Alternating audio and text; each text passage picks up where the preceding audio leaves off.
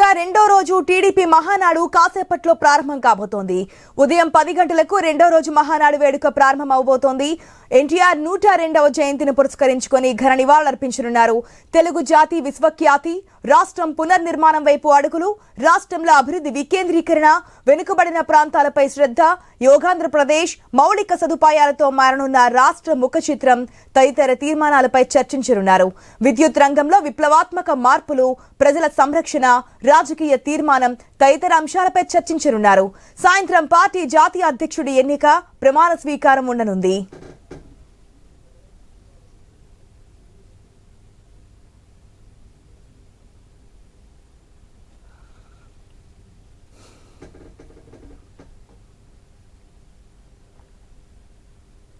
మహానాడుకు సంబంధించిన మరింత సమాచారం మహానాడు వేదిక నుంచి ఐ న్యూస్ కరెస్పాండెంట్ కాంతి అందిస్తారు. జరుగుతున్నటువంటి మహానాడు రెండవ రోజు మరి కాసేపట్లో ప్రారంభం కాబోతోంది.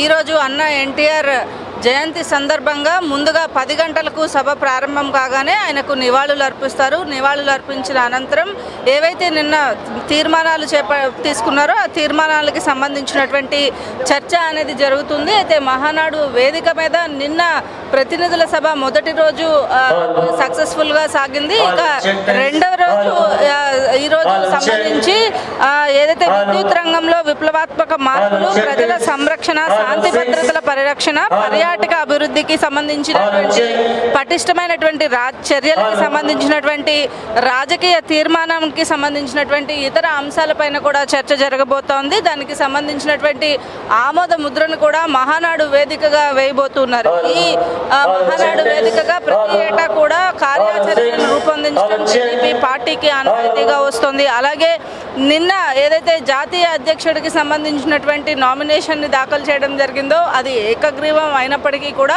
ఈరోజు జాతీయ అధ్యక్షుడికి సంబంధించినటువంటి ఎన్నికకి సంబంధించినటువంటి ప్రకటన కూడా చేయబోతూ ఉన్నారు. అది ఈరోజు సాయంత్రం జరుగుతుంది. ఇక ఈరోజు ఏదైతే విశ్వవిఖ్యాత యుగ పురుషుడు ఎన్టీఆర్ 102వ జయంతి సందర్భంగా ముందుగా ఘన నివాళులు అర్పిస్తారు. ఆ తర్వాత ఈ కార్యక్రమానికి సంబంధించినటువంటి ప్రారంభోత్సవానికి అయితే జరుగుతోంది. అక్కడ స్టేజ్ మీద మనం చూస్తున్నాము అన్న ఎన్టీఆర్ విగ్రహాన్ని కూడా పూలమాలతోటి సిద్ధం చేస్తూ ఉన్నారు. మరి కాసేపట్లో సీఎం చంద్రబాబు నాయుడుతో సహా మిగిలిన మంత్రులు, టీడీపీ పాలిట్ బ్యూరో సభ్యులు అంతా కూడా ఇక్కడికి చేరుకుంటారు. ఈ నేపథ్యంలో పూర్తిగా స్టేజ్ అంతా కూడా సిద్ధం చేస్తున్న పరిస్థితి ఉంది. అలాగే తెలుగు జాతికి సంబంధించినటువంటి విశ్వవిఖ్యాతికి సంబంధించినటువంటి విషయం పైన కొన్ని ముఖ్యంగా తీర్మానాలను ఏవైతే ప్రవేశపెట్టబోతున్నారో దానికి సంబంధించి రాష్ట్ర విధ్వంసం వైపు నుంచి పునర్నిర్మాణం వైపు అడుగులు ఎలా వేస్తున్నారు, రాష్ట్రంలో అభివృద్ధి వికేంద్రీకరణ, అలాగే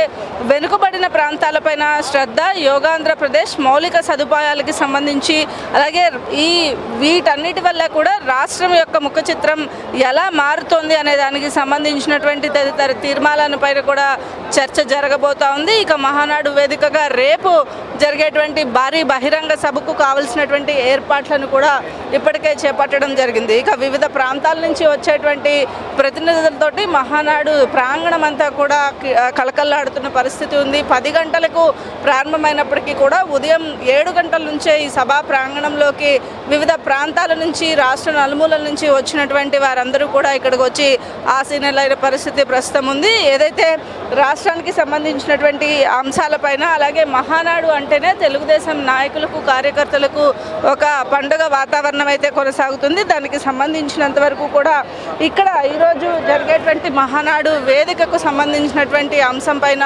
చర్చ జరగబోతూ ఉంది. అలాగే వివిధ ప్రాంతాల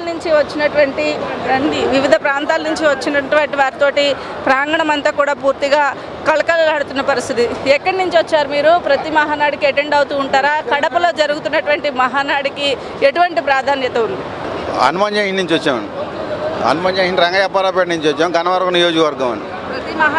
ప్రతి మహానాడికి అటెండ్ అవుతామండి. కడపలోది చెప్పండి, మీరు ఎక్కడి నుంచి వచ్చారండి? తెలంగాణ నుండి వచ్చామమ్మ. మీరు ఎక్కడి నుంచి వచ్చారు? అలాగే ఆ మహానాడికి ప్రతి సంవత్సరం వస్తూ ఉంటారు? ప్రతి సంవత్సరం వస్తున్నాం మహానాడుకు. అచ్చంపేట మాది, పక్కన నింగాల సూరాపురం గ్రామం, తెలంగాణ నుండి. ఎందుకు తెలంగాణ నుంచి? మీకు ప్రస్తుతం టీడీపీ అధికారంలో ఆంధ్రప్రదేశ్లో ఉంది, మీరెందుకు తెలంగాణ నుంచి ఇక్కడ వరకు అంత దూరం? టీడీపీకి వెళ్ళి సర్పంచ్ అయినామమ్మ ఇంతకుముందు. అందుకని ఇంకా తెలుగుదేశంకి వెళ్ళే ఉండం ఇప్పటికి ఉడక అంత దూరంకి వెళ్ళి వచ్చినాం మేము. చెప్పండి, మీరు ఎక్కడి నుంచి వచ్చారు? మాది సత్యసాయి జిల్లా. నేను కొత్త చెరువు టీడీపీ కన్వీనరు. మా ఎమ్మెల్యే పల్లె సింధూరారెడ్డి. మామూలుగా కడప అంటేనే రాజశేఖర రెడ్డి అడ్డా, జగన్ అడ్డా అంటారు. ఇది జగన్ అడ్డా కాదు, వాళ్ళ అయ్యా అడ్డా కాదు, ఓన్లీ తెలుగుదేశం అడ్డా. 10 శాసనసభలు ఉంటే 7 స్థానాలు తెలుగుదేశం పార్టీ కైవసం చేసుకుంది.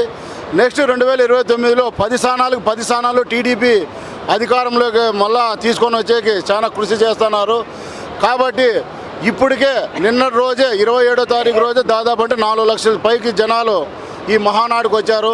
ఈరోజు ఇంకా అంచనాలు ఎక్కువ ఉన్నాయి. రేపు దాదాపు అంటే 5 లక్షలు మా అధికారులు అంచనా ఉంది బహిరంగ సభకి. 5 లక్షలు కాదు, దాదాపు అంటే ఒక 7-8 లక్షల జనాభా వచ్చే అవకాశం ఉంది. ఈ మహానాడు ఎప్పుడు కని విని ఎరుగునే రీతిలో జరుగుతుంది. కడప గడ్డ మీద తొలిసారిగా కడప గడ్డ మీద ఈ మహానాడు నిర్వహిస్తా అంటే ఇక్కడ రాయలసీమ ప్రజలకు కానీ చాలా సంతోషంగా ఉంది. అన్ని ఏర్పాట్లు బాగా చేసినారు. కాబట్టి అభివృద్ధి కానీ తెరవేగంగా జరిగిపోతుంది. పోలవరం రెడీ అయిపోతుంది, అమరావతి రెడీ అవుతుంది, సంక్షేమ పథకాలు రెడీ అవుతున్నాయి. ఇక్కడ మన ఈ రాయలసీమకి నీరు కానీ అన్ని దాంట్లో నీరు కానీ బాగా ఇస్తున్నారు. కాబట్టి డెఫినెట్గా 2029లో మళ్ళీ ఒక్కసారి కూటమి ప్రభుత్వమే అధికారంలోకి వస్తుంది. నారా చంద్రబాబు నాయుడు ముఖ్యమంత్రి అవుతారు. మొత్తంగా చూసుకున్నట్లయితే రాష్ట్ర వ్యాప్తంగా ఉన్నటువంటి వివిధ ప్రాంతాల నుంచి వచ్చినటువంటి వారితోటి మహానాడు ప్రాంగణం అంతా కూడా పూర్తిగా కిటకిటలాడుతున్న పరిస్థితి ప్రస్తుతం ఉంది. మరి కొంతమంది ఎక్కడి నుంచి వచ్చారండి మీరు? మాది ఒంగోలు జిల్లా అండి, కనిగిరి నియోజకవర్గం. గుడ్ మార్నింగ్ మేడం మీ అందరికీ. అదేవిధంగా ప్రపంచంలోని తెలుగు ప్రజలందరికీ కూడా ఈరోజు అన్న ఎన్టీ రామారావు గారి జయంతి శుభాకాంక్షలు. ఎక్కడున్నా తెలుగువారు గర్వపడే రోజు ఈరోజు. ఎందుకంటే ప్రజాస్వామ్యం అంటే ఏంటి, అదేవిధంగా బడుగు బలహీన వర్గాల వారి యొక్క ప్రాధాన్యతను తెలియజేసిన మహానుభావుడు శ్రీ నందమూరి తారక రామారావు. ఆయన జయంతి సందర్భంగా కూడా ఈరోజు భారీగా కార్యకర్తలందరూ మహానాడుకు తరలి వస్తున్నారు. ఈ మహానాడు కడపలో పెట్టుకోవడానికి ప్రధాన కారణం ఏంటంటే మనం అమరావతి రాజధానిని అభివృద్ధి చేస్తున్నాం, అదేవిధంగా పోలవరం అభివృద్ధి చేస్తున్నాం, వెలుగొండ అభివృద్ధి చేస్తున్నాం, అదేవిధంగా రాయలసీమలో కూడా ఎంతో అభివృద్ధి చేయాలని 3 ప్రాంతాలను సస్యశ్యామలంగా ఎంతో అభివృద్ధి చేయాలనే ఉద్దేశంతో ఇక్కడ మహానాడు నిర్వహించుకోవడం జరిగింది. ఇక్కడ ఈ జనాన్ని చూస్తుంటే ఈ కూటమి ప్రభుత్వం ప్రజలు ఎంతో అభిమానంతో ఉన్నారని, రాబోయే ఎన్నికల్లో కూడా 2029లో కూడా భారీ మెజార్టీ ఇస్తారని, వైఎస్ఆర్సీపీని 0కే పరిమితం చేస్తారని తెలియజేసుకుంటూ సెలవు తీసుకుంటున్నాను. జై హింద్, జై తెలుగుదేశం. ముఖ్యంగా ఈరోజు అన్న ఎన్టీఆర్ జయంతి సందర్భంగా ప్రత్యేకంగా ఈరోజు ఆ మహానాడు కార్యక్రమంలో అంటే మొదటి రోజు అటెండ్ అయినా అవ్వకపోయినా ఈరోజు రేపు ఖచ్చితంగా మహానాడు ప్రాంగణానికి రావాలని చెప్పి ప్రతి ఒక్క టీడీపీ కార్యకర్త కోరుకుంటూ ఉంటారు. అదేవిధంగా ఈరోజు ఇక్కడ ప్రాంగణం చూసినా కూడా తెలుస్తోంది మనకి. తెల్లవారుజాము నుంచి కూడా సుదూర ప్రాంతాల నుంచి, అటు తెలంగాణ నుంచి, కర్ణాటక నుంచి, వివిధ రాష్ట్రాల నుంచి, అటు ఎన్ఆర్ఐస్ కూడా ఇక్కడికి భారీగా వచ్చి రిజిస్ట్రేషన్ చేసుకుంటున్న పరిస్థితి అయితే ప్రస్తుతం కనబడుతోంది. ఎక్కడైతే మహానాడు ప్రాంగణంలో ప్రస్తుతం ఏదైతే టీడీపీ కార్యకర్తలతోటి కిటకిటలాడుతున్న పరిస్థితి. చెప్పండి, ఎక్కడి నుంచి వచ్చారు? ఖమ్మం నుంచి వచ్చాను సార్. ఎన్టీఆర్ అభిమానంతో, నారా చంద్రబాబు గారి నాయకత్వంతో మేము తలా 5,000 రూపాయలు వేసుకొని కారు వేసుకొని మరీ వీరాభిమానంగా వచ్చినాం. కడప గడ్డ మీద మహానాడు నిర్వహించడం మాకు ఎంతో గర్వంగా ఉంది. మేము తెలంగాణ బిడ్డగా చెబుతున్నా, ఆడ ఎక్కడ కూటమి ప్రభుత్వమే రావాలని కోరుకుంటూ ముగిస్తున్నాం. ఏదైతే ముఖ్యంగా రాష్ట్రానికి సంబంధించినటువంటి అభివృద్ధి విషయంలో కొంత ఏదైతే డెవలప్మెంట్ కావాలన్నా కూడా కూటమి ప్రభుత్వంతోనే సాధ్యమవుతుందని చెప్తున్నారు. అలాగే ఈరోజు జరిగేటువంటి మహానాడికి, రేపు జరిగేటువంటి మహానాడికి కొంత ప్రత్యేకత ఉంటుంది. మొత్తంగా ఈ సభకు సంబంధించి 6 తీర్మానాలు ఏవైతే నిన్న ప్రవేశపెట్టారో దాంట్లో నిన్న 2 తీర్మానాలకి సంబంధించినటువంటి చర్చ జరిగింది. ఇక మిగిలిన తీర్మానాలకి సంబంధించినటువంటి చర్చ మరి కాసేపట్లో ప్రారంభమవుతుంది. అలాగే దీనికి సంబంధించినటువంటి అంశం ఏదైతే ఉందో ఆ అంశానికి సంబంధించి, అలాగే జాతీయ అధ్యక్షుడి ఎన్నికకి సంబంధించినటువంటి ప్రకటన కూడా ఈరోజు చేయబోతున్నారు. కెమెరా పర్సన్ కిషోర్తో మహానాడు వేదిక నుంచి.